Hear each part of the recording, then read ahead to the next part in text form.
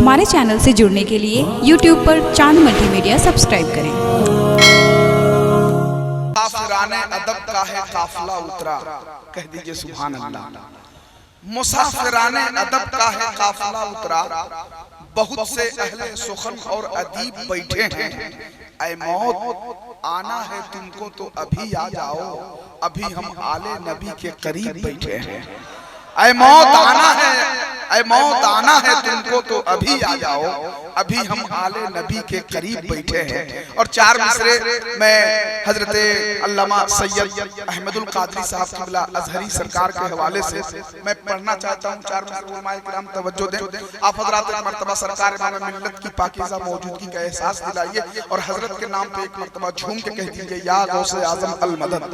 सभी लोग हाथ उठा के या गौसे आज़म अल मदद। हजरत के हवाले से चार मिसरे पढ़ता हूँ कि मर्तबा आले पैगंबर को खुदा देता है। बहुत संजीदगी के साथ पढ़ रहा हूँ। मर्तबा आले पैगंबर को खुदा देता है, तुम घटा देते हो वो और बढ़ा देता है। मर्तबा आले पैगंबर को खुदा देता है, तुम घटा देते हो वो और बढ़ा देता है। तुम जिसे आबिदे बीमार कहा करते हो, उनका बीमार जमाने को शिफा देता है। तुम जिसे आबिदे बीमार कहा करते हो, उनका बीमार जमाने को शिफा देता है।